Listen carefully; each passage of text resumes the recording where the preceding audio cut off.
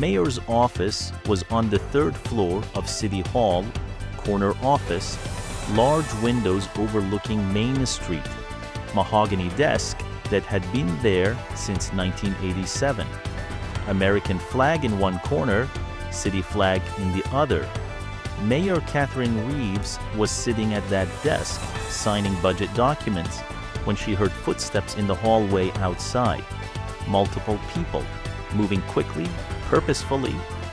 She looked up just as her secretary burst through the door, face pale, voice shaking. "Mayor Reeves, the FBI is here. They have a warrant. They're coming up right now." Catherine felt her stomach drop. For a moment, she couldn't breathe, couldn't think.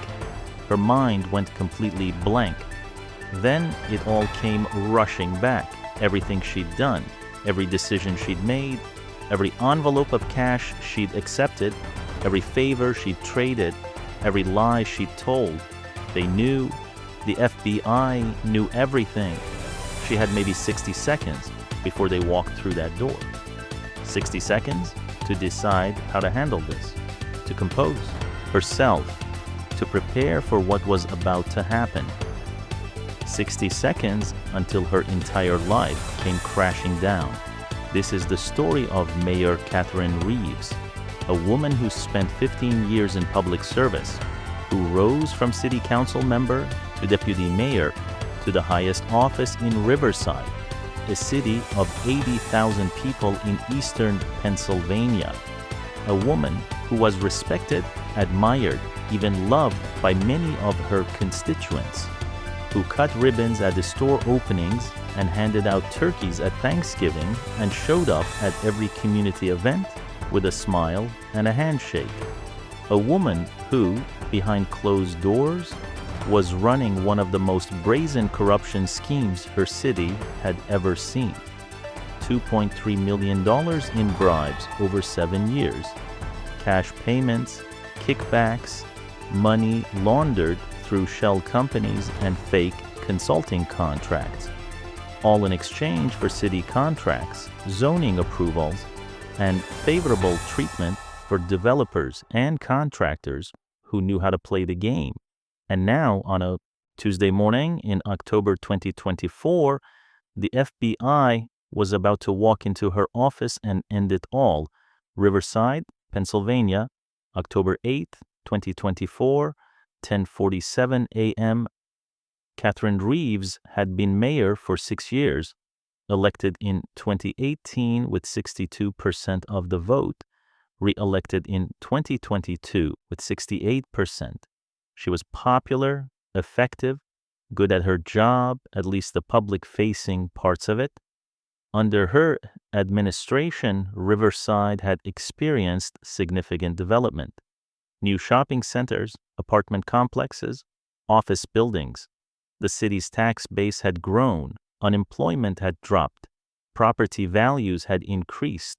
On paper, she was exactly the kind of mayor every city wants. Someone who gets things done, who brings in development and jobs and revenue. But there was another story, a story that played out in private meetings and cash-filled envelopes and favors traded in parking garages and hotel rooms. Catherine Reeves wasn't just facilitating development, she was selling it. Every major project that got approved in Riverside came with a price, a percentage for the mayor, cash up front or deposited into accounts she controlled through intermediaries.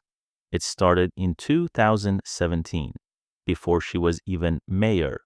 She was deputy mayor then, serving under Mayor Thomas Holland.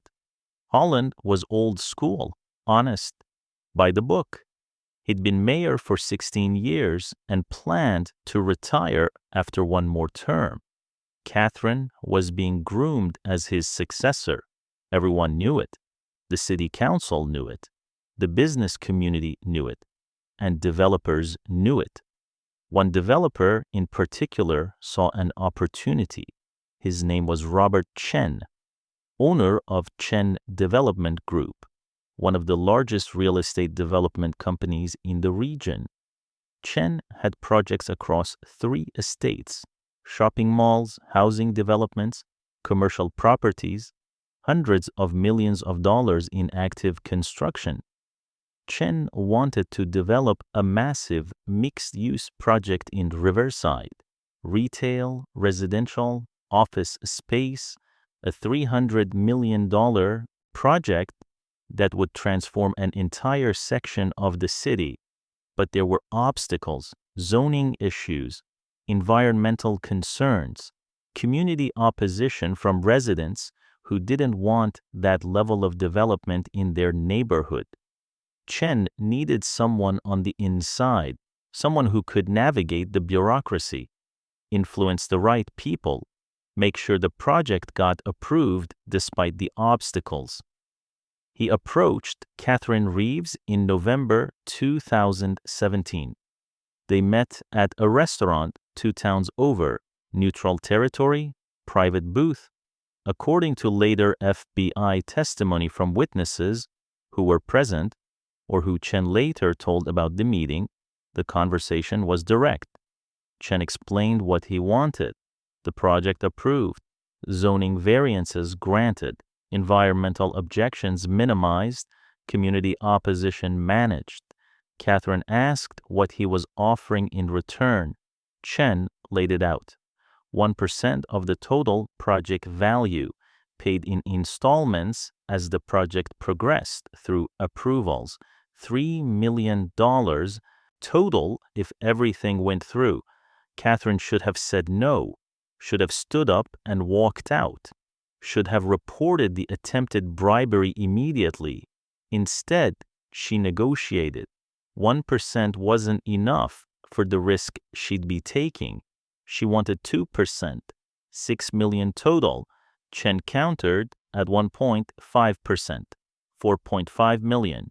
They settled at 1.25%, $3.75 million. The deal was made over appetizers and wine, a handshake that would eventually destroy both their careers and send them both to federal prison. Catherine became mayor in January 2018. One of her first actions was to create a new position in the city government: Special Advisor for Economic Development. She appointed Daniel Morrison, a longtime political ally, to the position.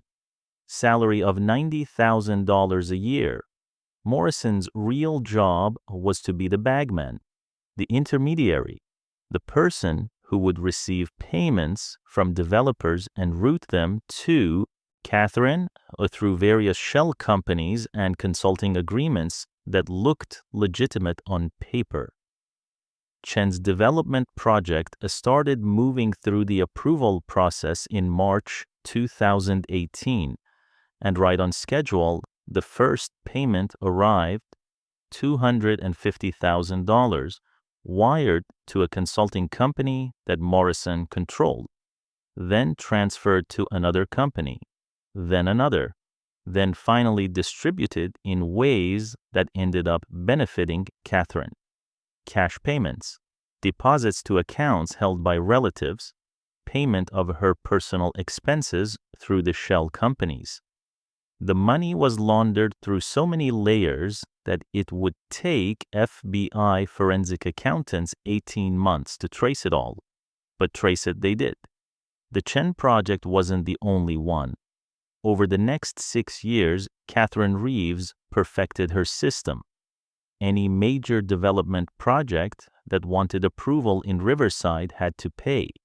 The percentage varied depending on the project size and complexity, usually between 0.5% and 2% of a total project value.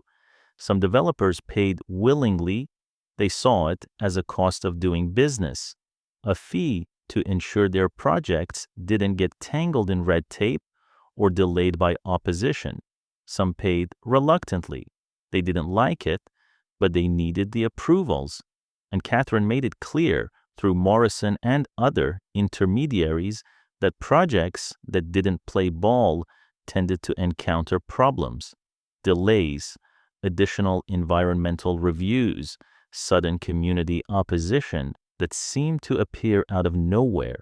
A few developers refused. Their projects either died in the approval process or got scaled back so severely that they became unprofitable. The message was clear.